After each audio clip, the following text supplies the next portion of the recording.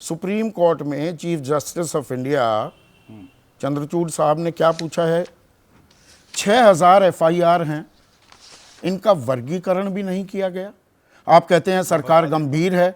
4 मई का वीडियो जो सामने आता है, 18 मई को उस पर एफआईआर दर्ज की जाती है। यह गंभीरता है सरकार की। मैं संदीप जी बताता हूं, मैं बताता हूं। संदीप जी, आपने बहुत एक अच्छी बात कही, क्योंकि मैं पेशे से वरिष्ठ अधिवक्ता हूं और सिपाही हूं सर्वोच्च न्यायालय का भी। जब एक मामला लंबित होता है तो बहुत सी मर्यादाएं होती हैं, और एक चर्चा में अपना पलड़ा भारी करने के लिए मैं कोई मर्यादा तार नहीं करूंगा। आपको संदीप जी पता होना चाहिए, उस सुनवाई में मैं था और मैंने स्वयं देखी है। केंद्र की सरकार ने और प्रदेश की सरकार ने कहा है कि हम एक रिपोर्ट पूरी सर्वोच्च न्यायालय के समक्ष रखेंगे। एफआईआर कब हुई, क्या कार्रवाई उसमें हुई, किस तरह से पुनर्वास होगा लोगों का, किस तरह से हिंसा कम हुई है, ये सारे तथ्य आप मुझे बताइए। एबीपी इतना बड़ा चैनल है और संदीप चौधरी जी इतने बड़े एंकर हैं, क्या आपको भी इस मर्यादा का ध्यान नहीं रखना चाहिए? कल सर्वोच्च न्यायालय सुनवाई करके संज्ञान लेगा। अगर सर्वोच्च न्यायालय को लगेगा कि कोई कमी रही है, एक चर्चा और हो जाएगी। मर्यादा आपने अच्छे शब्द का इस्तेमाल किया, थोड़ी ना रहा गौरव भाटिया, लेकिन आपने मर्यादा शब्द का इस्तेमाल किया, बहुत अच्छे शब्द का इस्तेमाल किया। 3 मई को हिंसा भड़कती है।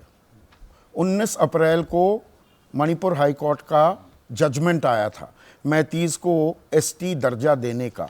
21 अप्रैल से ही हिंसा की छिटपुट वारदातों और लोगों के इकट्ठा होने की खबरें आने लगी थी। उसके बाद हिंसा हो जाती है, 3 दिन में 72 लोगों की हत्या कर दी जाती है। लेकिन गृह मंत्री 31 मई को जाते हैं। विपक्ष मांग करता है सर्वदलीय बैठक की, वो की जाती है उसके भी लगभग 1 महीने बाद 24 जून को, और 24 जून के बाद भी कुछ नहीं होता। उसके बाद 19 जुलाई का वीडियो आता है, तो आप कहते हैं संसद में हम चर्चा करेंगे, और प्रधानमंत्री पहला 36 सेकंड का बयान देते हैं। ये मर्यादाएं निभाई जा रही हैं।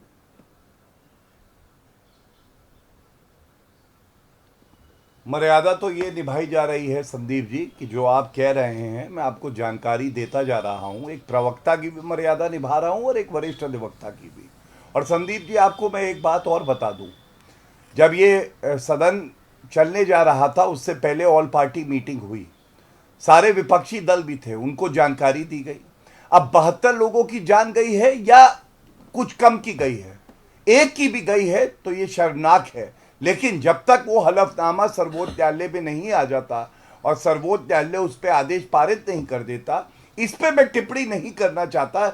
इसलिए नहीं कि तथ्यों का अभाव है, इसलिए क्योंकि मर्यादा यही है कि अभी हमें रुके रहे। लेकिन एक बात जरूर आपको बताऊंगा संदीप जी, कांग्रेस की प्रवक्ता के पास जाइएगा तो सवाल पूछिएगा।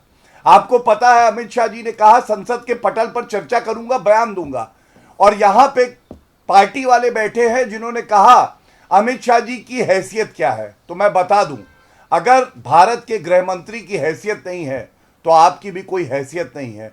और 1993 याद दिला दूं कांग्रेस पार्टी को, मणिपुर में ही हिंसा हुई थी, 100 से ज्यादा लोगों की जान चली गई थी, और 2.5 घंटे के लिए केवल मिनिस्टर ऑफ स्टेट होम थे राजेश पायलट जी, वो वहां पे गए थे, जिसमें 1 घंटे उन्होंने खाना खाया था और लौट आए थे।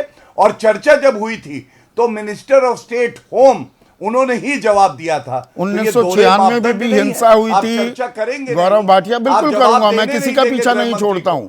1996 में भी हिंसा हुई थी। यहाँ पर मेरे साथ lieutenant general Sanjay Kulkarni retired हैं, वो इस बात की तस्दीक कर देंगे।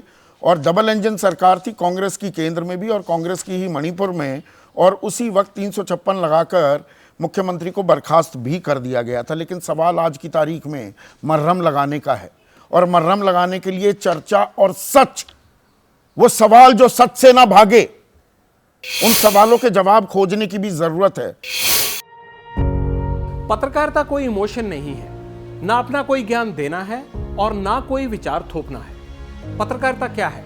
पत्रकारिता का मतलब है सही जानकारी इकट्ठा करना और तथ्य बताना। पत्रकारिता आज जितने महत्वपूर्ण दौर में है, शायद पहले नहीं थी। इस दौर से निकलने के लिए सिर्फ सच दिखाने की जरूरत है, वो सच जो आपके हित को आगे रखे। इसलिए अब रात 9 बजे प्राइम टाइम नहीं होगा, ये आपका टाइम है। जगविंदर पटियाल के साथ देखिए पब्लिक इंटरेस्ट सोमवार से शुक्रवार रात 9 बजे सिर्फ एबीपी न्यूज पर।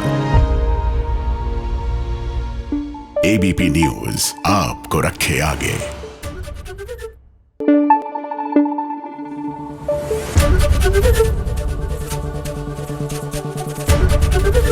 एबीपी न्यूज आपको रखे आगे।